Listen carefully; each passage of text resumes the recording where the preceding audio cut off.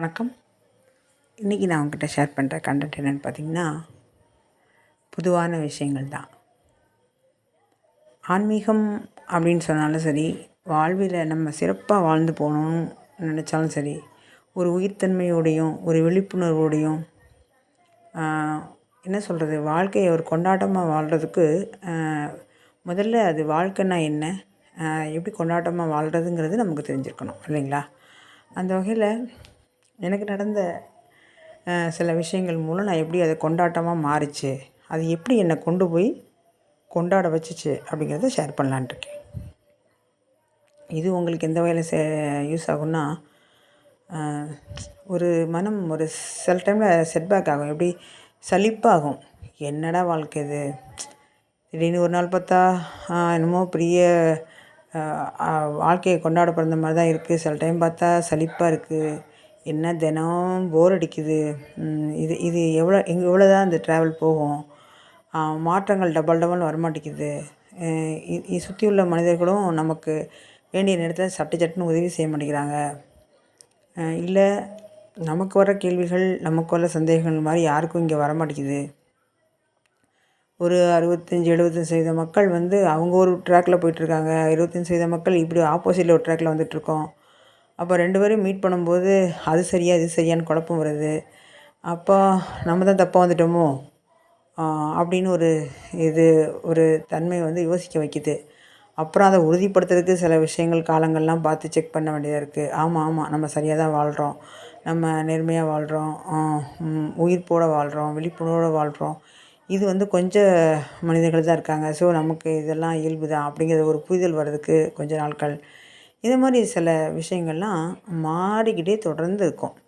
அப்போது அந்த மனம் அதோடையே ஒத்துழைச்சி வந்துக்கிட்டே இருந்தால் மட்டும்தான் நம்ம தொடர்ந்து பயணிக்க முடியும். இல்லைனா அது கொஞ்சம் முரண்டு பிடிச்சிச்சின்னு வச்சுக்கோங்க, உடலும் மனமும் ஒத்துழைக்கவில்லை என்றால் நீங்கள் அந்த பயணத்தில் சுமூகமாக செயல்பட முடியாது.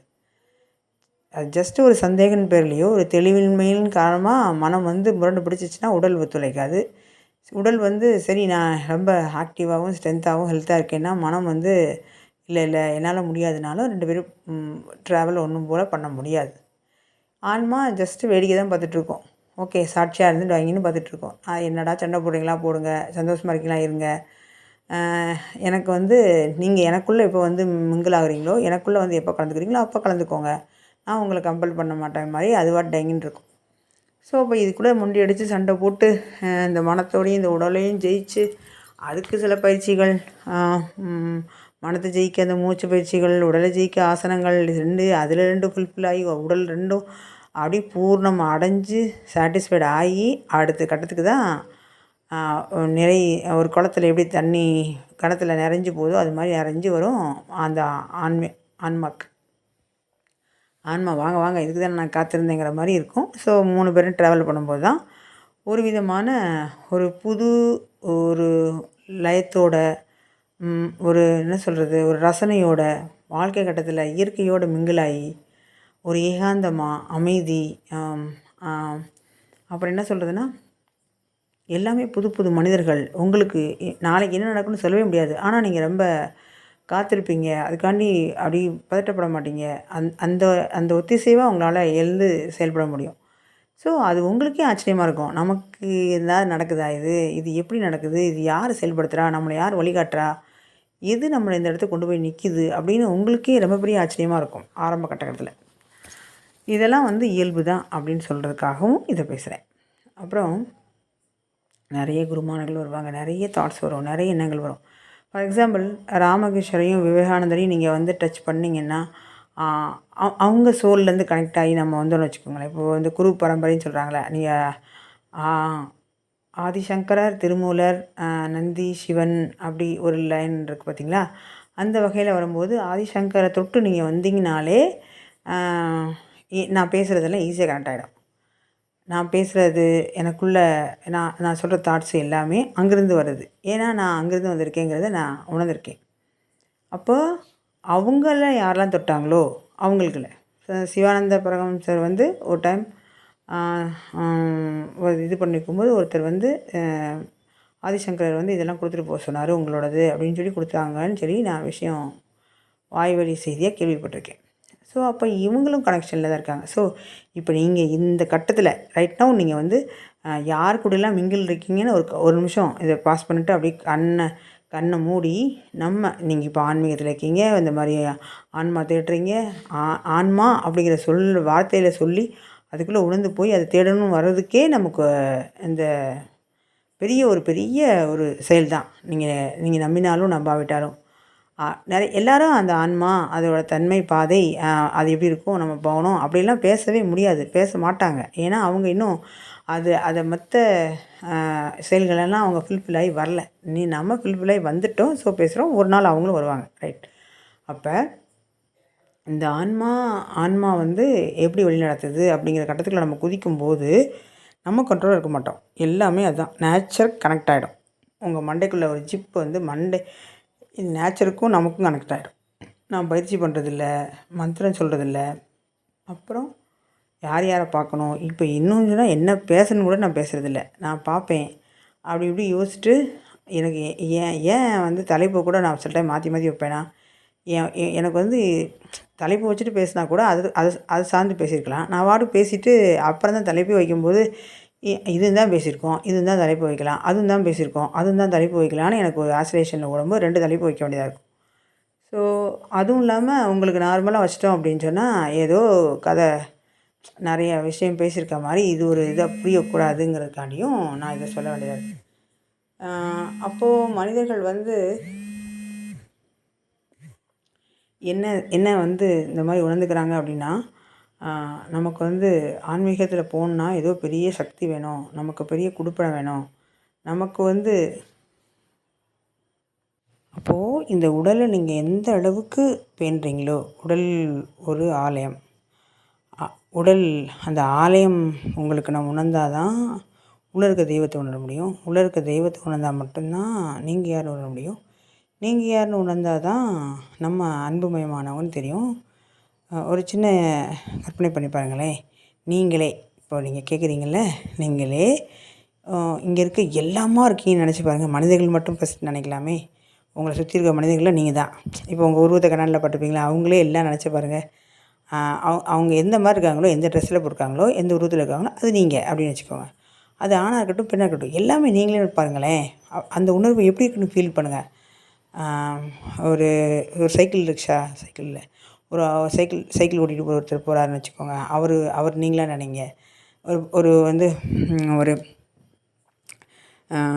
ஒரு வந்து என்ன சொல்கிறது, ஒரு பைக்கில் ஒருத்தர் போகிறாரு, ஒருத்தர் போகிறாரு, அதை நீங்களாக நினைங்க. இது நீங்கள் ஆணாக இருக்கட்டும் பெண்ணாக இருக்கட்டும்.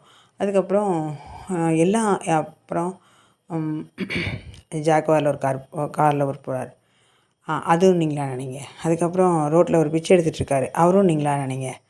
அதுக்கப்புறம் ஒரு கடையில் வந்து அம்மா அப்பா குழந்தைங்களோட நின்று ஏதோ பர்ச்சேஸ் பண்ணிகிட்ருக்காங்க, அதுவும் நீங்களாக நினைங்க. அந்த குழந்தை நீங்களாக நினைங்க, அம்மா நீங்களாக நினைங்க, அவங்களோட அப்பா நீங்களாக நினைங்க. எல்லா உருவமும் நீங்கள் தான். குழந்தையாக இருந்தால் நீங்கள் எப்படி நீங்கள் தான், நீங்கள் தான்.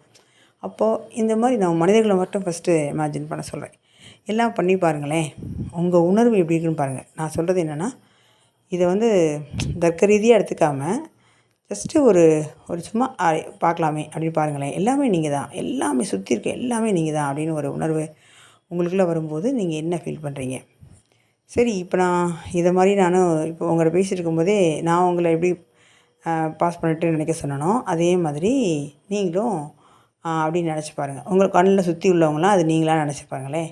அங்கே பேசுகிறது, ஒருத்தர் சிரிக்கிறது, அது எல்லாமே. ஆனால் ஒரு மனிதரை உங்களுக்கு பிடிக்கலன்னு வச்சுக்கோங்க, அதுவும் நீங்கள் தான். ஒரு மனிதர் பிடிச்சிச்சின்னா அதுவும் நீங்கள் தான். அவர் ரொம்ப அழகாக இருந்தானா அவரும் நீங்கள் தான். அவர் பிடிக்கவே இல்லை, ரொம்ப ஃபேட்டாக குட்டையாக இருக்கார், அதுவும் நீங்கள் தான். ஸோ இந்த மாதிரி எல்லா சுச்சுவேஷன்லேயும் ஒரு மனிதர் அப்படின்னு நினச்சி பார்க்கும்போது நீங்கள் என்ன ஃபீல் பண்ணுறீங்க அப்படின்னு நீங்களே திங்க் பண்ணிக்கோங்க. என்ன மாதிரி ஃபீல் பண்ணுறீங்கன்னு. இந்த நேரத்தில் நான் உங்ககிட்ட ஒரு சின்ன மெடிடேஷன் மாதிரி, உங்களுக்கு தூக்கம் வரலன்னு வச்சுக்கோங்களேன். அப்போ என்ன பண்ணலாம் அப்படின்னா, இது எவ்வளோ டைம் இருக்குதுன்னு தெரியல, இருந்தாலும் அந்த டைமுக்குள்ளே சொல்ல முடியுமான்னு பார்க்குறேன். அதாவது என்னென்னா, இப்போது நீங்கள் தூங்க போகிறீங்க, சரிங்களா? தூங்க போகிறீங்க. ஃபஸ்ட்டு இதை கேட்டுட்டு முழுமையாக கேட்டுட்டு அதுக்கப்புறம் உங்களுக்கு பிடிச்சிருந்தா நீங்கள் செஞ்சுக்கோங்க. இதுதான் உங்களால் உங்களுக்கு வந்து இது வந்து யூஸ்ஃபுல்லாக இருந்தால் நீங்கள் பயன்படுத்திக்கோங்க. சரிங்களா? அப்போது இப்போ நீங்கள் தூங்குறீங்க. இதை வந்து பொதுவாக வந்து என்னென்னா, நான் காமதேனு மெடிடேஷன் அப்படின்னு நேம் வைக்கலான்னு இருந்தேன். அப்புறம் காமதேனுவா, சரி காமதேனுவே வச்சுக்கலாம். அதை இன்னொரு முறை சொல்கிறேன். இது வந்து பலூன் ஹியூமன் பலூன் மெடிடேஷன். சரிங்களா? அது என்ன ஹியூமன் பலூன் மெடிடேஷனுங்கிறத நான் இப்போ உங்களுக்கு அது சொல்லி முடிச்சோன்னே இந்த நேம் ஏன் அப்படி வச்சேன் அப்படின்னு தெரிஞ்சிருக்கும். இது ஒரு விதமான ஏற்கனவே நான் பயிற்சி பண்ணி பார்த்தது தான். இருந்தாலும் கொஞ்சம் மாற்றி உங்களுக்கு கொடுத்துருக்கோம் அப்படின்னு ஒரு சொல்லுவாங்க இல்லையா, நான் வந்து இப்போ நாங்கள் கொடுத்துருக்கோம் அதே இதை மாற்றி கொஞ்சம் கொடுக்குறோம் அப்படிங்கிற மாதிரி நான் பயிற்சி பண்ணதை எனக்கு பிடிச்ச மாதிரி இப்படி தான் நல்லாயிருக்கும்னு நினைக்கிற மாதிரி நான் கொஞ்சம் மாற்றிருக்கேன். அப்போ இந்த தியானத்துக்கு முன்னாடி எனக்கு எப்படி இருந்துச்சு இதெல்லாம் அப்படின்னு பார்த்துக்கலாம்.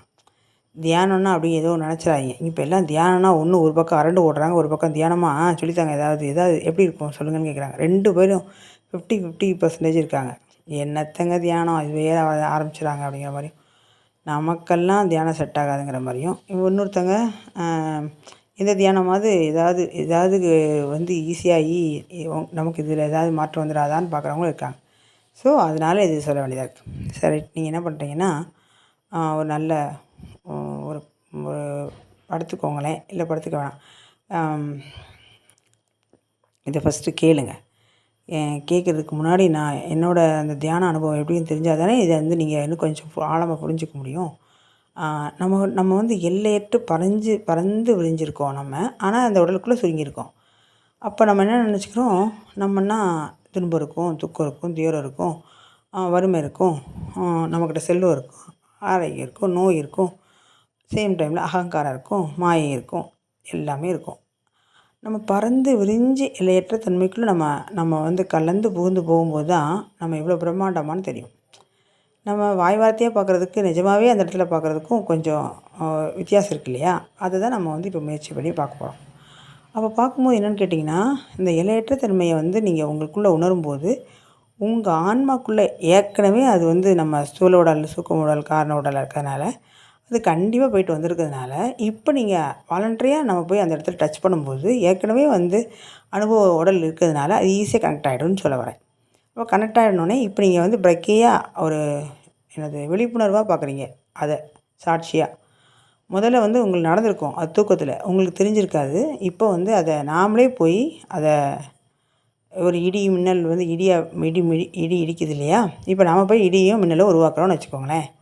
இந்த மாதிரி அதுதான் நான் உங்களுக்கு சொல்கிறேன். அப்போ உங்களுக்குள்ளே என்ன மாற்றம் ஆகுதுங்கிறத நீங்கள் ஃபீல் பண்ணி பாருங்கள். ஓகேவா?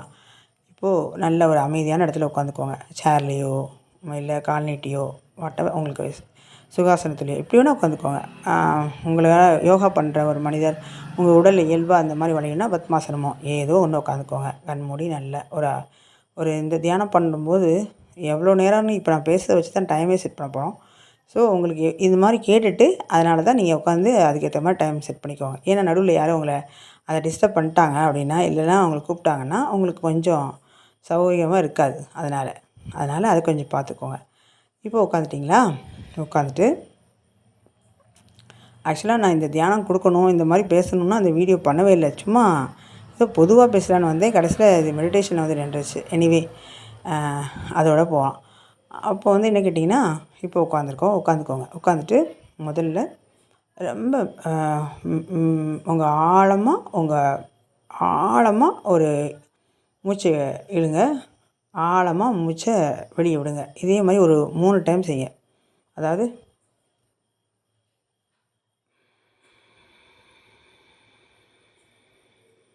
அப்படி நான் இப்போ ஆழமாக எடுக்கிறது உள்மூச்சு எடுக்கும்போது உங்களுக்கு கேட்காது, வெளிமூச்சு விட்றது மட்டும் கேட்குது. நான் ஆழமாக இப்போ ஸ்டார்ட் பண்ணுறேன்.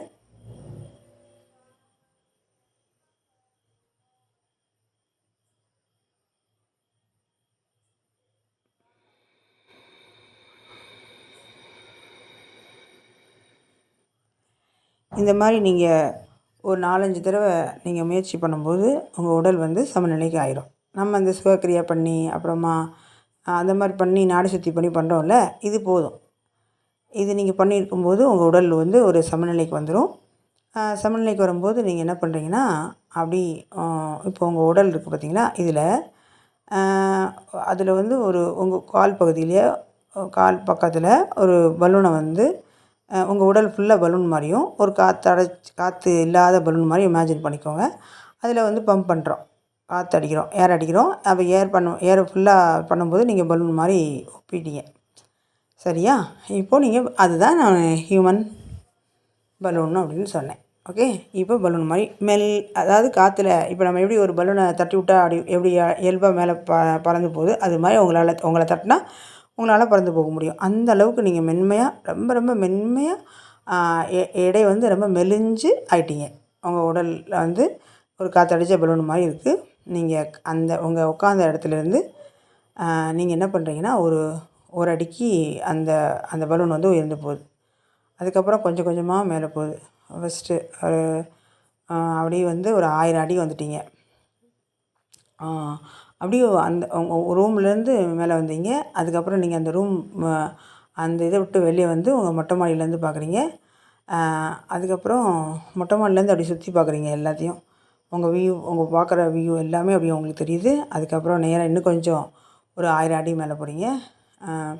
1000 அடி உங்களுக்கு மேலே போகும்போது என்னாகும் அப்படின்னு சொன்னால், அந்த சிட்டியில் அந்த பாதி தெரியும் உங்களுக்குள்ளே. இப்போது ஃபார் எக்ஸாம்பிள் வந்து நான் எந்த நோக்கத்தில் சொல்கிறேன்னா, ஒரு கிராமம்னு வச்சுக்கோங்க. அதோட கொஞ்சம் பெரிய கிராமம். அதுக்கப்புறம் ஒரு நகராட்சி மாதிரி, அப்புறம் மாநகராட்சி மாதிரி, அப்புறம் வந்து ஒரு ஸ்டேட் மாதிரி, அப்புறம் டிஸ்ட்ரிக்ட் மாதிரி, அப்புறம் ஒரு ஸ்டேட் மாதிரி, அப்புறம் ஹோல் ஸ்டேட் மாதிரி, அப்புறம் ஒரு கண்ட்ரி மாதிரி. இப்படி நீங்கள் வந்து ஒவ்வொரு அடிக்கும் மேலே போயிட்டு ஒவ்வொரு 100 அடியோ 500 அடியோ 1000 அடியோ அப்படின்னு ஒரு இமேஜின் பண்ணிக்கோங்க. அப்படியே மேலே மேலே போயிட்டே இருக்கீங்க. முதல்ல எப்படி ஒரு ஃப்ளைட் டேக் ஆஃப் எடுத்து மேலே போய் பார்க்கும்போது ஒரு அதில் வந்து ஒரு சர்டன் இதில் நின்றுக்கிறது. நம்ம வந்து மேலே போயிட்டே இருக்கோம் அப்படின்னு இமேஜின் பண்ணிக்கோங்க. அப்படி மேலே போயிட்டே இருக்கீங்க.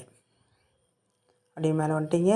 மேலே வந்து பார்த்தீங்கன்னா, இப்போது ஹோல் இந்தியாவும் தெரியுது. அப்போது வந்து என்னென்னா, ஹோல் இந்தியாவும் தெரியும்போது அந்த பக்கம் இமயமலை, இந்த பக்கம் அப்படியே ஒரு மேப்பை இமேஜின் பண்ணிக்கோங்க.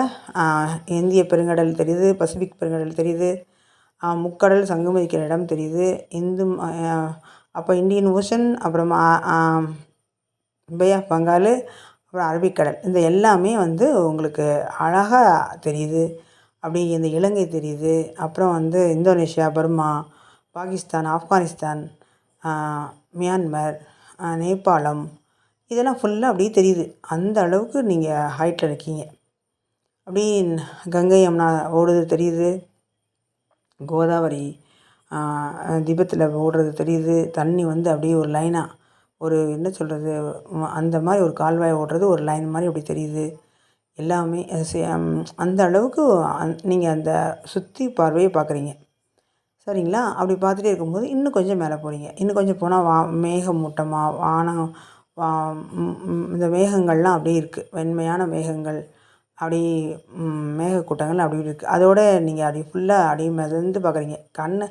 இப்படி சுற்றி பார்க்கும்போது பார்த்திங்கன்னா, சுற்றி மேகக்கூட்டம் தான். அப்படியே நீல வானம், அது போல் ஒயிட்டான மேகம், அதில் கொஞ்சம் கார்மேகமும் கலந்து, பல்வேறு மேகங்கள்லாம் கலந்து, இந்த கார்படை மேகம்னு சொல்லுவாங்கள்ல, அது மாதிரி நிறைய மேகங்கள்லாம் அப்படி இருக்குது. அதை சுற்றி பார்க்குறீங்க. அமைதி அமைதி அமைதி தான் இருக்குது. அப்படியே நீங்கள் அப்படியே இன்னும் கொஞ்சம் உங்களை அப்படியே கொஞ்சம் மேலே போகிறீங்க. அப்படியே சுத்த வான் தான்.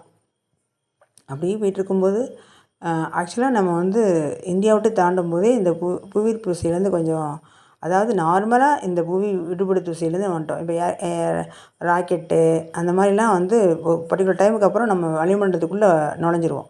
அது மாதிரி இப்போ நீங்கள் வளிமண்டலத்துக்குள்ளே நுழைஞ்சிட்டீங்க.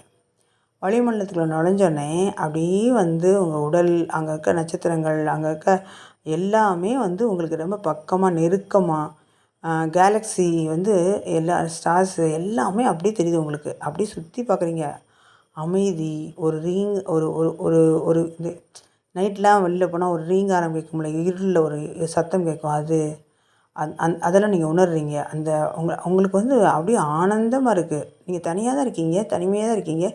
எல்லையற்று பறஞ்சு விரிந்த இடத்துக்குள்ளே நீங்கள் போகிறீங்க. அப்படியே உங்களுக்கு அப்படியே வந்து என்னென்னா, ஒரு தருணங்கள் வந்து அடுத்து என்ன நடக்குங்கிறத வந்து கியூரியாசிட்டியோடு சுற்றி பார்த்துட்டே போகிறீங்க. ஒரு பெரிய அரண்மனையை ஒருத்தர் வந்து இப்போ தான் ஃபஸ்ட் டைம் பார்த்தாருன்னா, அந்த தங்க அரண்மனை, வைரத்தால் அலங்கரிச்ச அரண்மனை, முத்துக்கள் மாலையால் போட்ட அரண்மனை, வைடூரியங்களால் நவரத்தினங்களால் பதிச்ச ஒரு அரண்மனை, க வைர இலைகளாலேயும் கண்ணாடிகளாலும் இழைத்த ஒரு அரண்மனையை பார்க்கும்போது நம்ம எப்படி உணர்வோமோ அதே மாதிரி இங்கே சுற்றி பார்க்குறீங்க எல்லாத்தையும். எல்லாமே கோள்கள், நட்சத்திரங்கள்லாம் சிமிட்டுறது, அதுக்குள்ளே அது எல்லாமே பார்க்குறீங்க. அப்படியே பார்த்துட்டு அப்படியே போகிறீங்க. அப்படியே மேலே பார்த்துட்டே போனால் ரொம்ப தூரத்தில் பார்த்தீங்கன்னா ஒரு பெரிய விளக்கு வெளிச்சம் தெரியுது. நீங்கள் யோசிக்கிறீங்க, இது என்னது இது விளக்கு வெளிச்சம் குட்டியோண்டி தெரியுது அப்படின்னு நினைக்கிறீங்க. இங்கே ஸ்டார்ஸ் எல்லாமே இருக்கிற மாதிரி ஸ்டாரு எல்லாமே வந்து ஒரு மாதிரி தன்மை வெளிச்சம் அந்த மாதிரி. அதாவது நம்ம இங்கே வானத்துலேருந்து பார்க்கும்போது ஸ்டார் பார்க்குறதுக்கும், நம்ம அந்த பூமியை விட்டு மேலேருந்து ஒரு தூரத்தில் ஸ்டார் பார்க்குறதுக்கும் கொஞ்சம் வித்தியாசத்தை நீங்கள் ரொம்ப பக்கமாக உணர்றீங்க.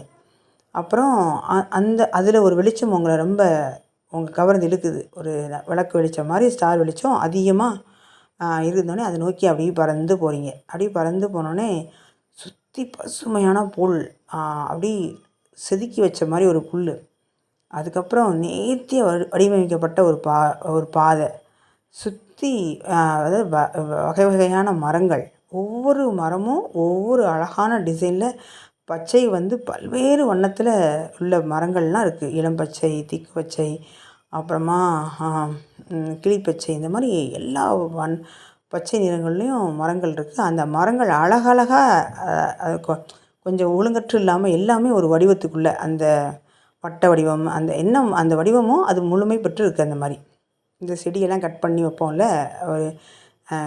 ஒரே மாதிரி வச்சுருப்போம்ல, அதே மாதிரி மரங்களும் அப்படி இருக்குது. அப்படி லேசாக அப்படியே உங்களுக்கு ஒரு பனி காற்று மாதிரி அப்படியே குளுமையாக இருக்குது. அப்படியே லேசாக இந்த பூ தூறல் தூவும் பார்த்தீங்களா, குற்றால சீசனில் அது மாதிரி அப்படியே தூறல் விழுது. அப்படியே நடந்து அந்த இடத்துல அப்படியே கொஞ்சம் அப்படியே போகிறீங்க. அந்த வெளிச்சம் நோக்கி வந்துட்டீங்க. வண்ண வண்ண மலர்கள், இந்த மாதிரி மலர்கள் நீங்கள் பார்த்துருக்கவே மாட்டீங்க. அந்த மாதிரி மலர்கள் வந்து இருக்குது. அதோட வாசனைகள் இன்னும் ரொம்ப பிரமாதமாக இருக்குது. அந்த பக்கம் அப்படி கொஞ்சம் கொண்டு போனீங்கன்னா அந்த பறவைகளோட சத்தம் உங்கள் காதில் அப்படியே ரம்மியமாக கேட்குது. திடீர்னு பார்த்தா இந்த கொஞ்சம் முன்னாடி நகர்ந்து போகும்போது ஒரு அருவி ஓடுற சத்தம் கேட்குது. அப்படியே அந்த குளுமை, அந்த அருவி ஓடுறது, அந்த பறவைகள் சத்தம், அந்த மலர்கள், அந்த பசுமை, அந்த மரங்களோட அழகு, அந்த வெளிச்சம் நோக்கி போகிற பாதை வந்து அவ்வளோ தெளிவாக அழகாக அமைக்கப்பட்டிருக்கு. அது அழகாக உங்களை வந்து அந்த அந்த அந்த அந்த பாதை வந்து அந்த வெளிச்சம் நோக்கி அழைச்சி உங்களை கூட்டிகிட்டு போகுது. நீங்கள் அந்த பாதையிலேயே போகிறீங்க. உள்ளே போனீங்கன்னா ஒரு அழகான ஒரு குடில் இருக்குது. அந்த பிரமிடு சைஸில் ஒரு குடில் இருக்குது. அது தங்கத்தில் ஜொலிக்குது. அப்படி வந்து அந்த அந்த அதுலேருந்து ஒரு மாதிரி மஞ்சள் வந்து எதிரொலிக்குது அந்த கலர்கள் ஃபுல்லாக. அப்படி நீங்கள் உங்கள் முகமே மஞ்சளாக பிரகாசமாக இருக்க மாதிரி இருக்குது. அப்படி நீங்கள் என்ன பண்ணுறீங்கன்னா, மெதுவாக அந்த வாசல் திறந்துருக்கா அப்படின்னு பார்க்குறீங்க. திறந்துருக்கான்னு பார்த்தோன்னே அது அப்படி அந்த அந்த புல்வெளியெல்லாம் பார்த்தோம்ல, அப்படியே மெதுவாக இறங்கிட்டீங்க. மெதுவாக இறங்கி அப்படியே மெதுவாக நடந்து போகிறீங்க. உங்களுக்குள்ள ஒரு அமைதி, ஒரு கியூரியாசிட்டி, ஒரு லைட்டான ஒரு பதட்டம், அங்கே யார் இருப்பாங்களோ, நம்மளை எதுவும் சொல்லிடுவாங்களோங்கிற ஒரு எண்ணம், இதெல்லாம் கலந்து அதே மாதிரி அவர் இருக்கிறாரு, அதை அங்கே பார்க்கணும், நம்மளை கூப்பிட்றாங்க, அழைக்கிறாங்கங்கிற ஒரு உணர்வு எல்லாமே கலந்து உங்களுக்கு வந்துகிட்ருக்கு. நீங்கள் என்ன பண்ணுறீங்கன்னா, அப்படி மெதுவாக போகிறீங்க. லைட் லேசாக கதவு திறந்துருக்கு. சரி, கதவு தான் திறந்துருக்கேன்னு சொல்லிட்டு உள்ளே வைக்கலான்னு மெதுவாக போகிறீங்க. அப்படி திறந்து பார்த்தீங்கன்னா அப்படி நீங்கள் அப்படி கண் தண்ணி வர அப்படியே கண்ணை விரித்து அப்படியே ஆச்சரியத்தில் போயிடுறீங்க. அப்படியே அவர் உங்களை பார்த்து அப்படி சிரிக்கிறார். நீங்கள் அவர் கைகூப்பி வணங்குறீங்க. அப்படியே ஆனந்தத்தில் வந்து அப்படியே கண் தண்ணி உங்களுக்கு போகுது. அப்படி மனம் இதெல்லாம் ஆர்ப்பரித்து ஒரு பேரானந்த நிலைக்கு போகிறீங்க. அவர் உங்களை பார்த்து அப்படியே நல்லா மெதுவாக ஸ்மெல் பண்ணுறாரு. அவரை பார்த்தோன்னே அவர் கண்கள் வந்து அன்பு வழியுது. உங்களை நோக்கி வந்து ரொம்ப நாள் உன்னை காத்திருந்தேன், உனக்காண்டி நான் பார்த்துருந்தேன்னு சொல்கிறாரு. இவர் நீங்கள் கைகூப்பி உங்களுக்கு தலை வணங்கி வணக்கம் சொல்கிறீங்க. உங்களை பார்த்ததில் ரொம்ப மகிழ்ச்சின்னு சொல்லி அவர் வந்து உங்களை அணைச்சிக்கிறாரு. ரொம்ப பெரிய சந்தோஷமாக நீங்களும் ஃபீல் பண்ணுறீங்க. அவர் உனக்காண்டி காத்திருந்தேன், அவரும் என்னை அழைச்சிக்கிட்டீங்கன்னு அவங்களும் 2 பேரும் நீங்கள் வந்து அதை உணர்வாக பேசுகிறனாலும் அதை ஃபீல் பண்ணுறீங்க.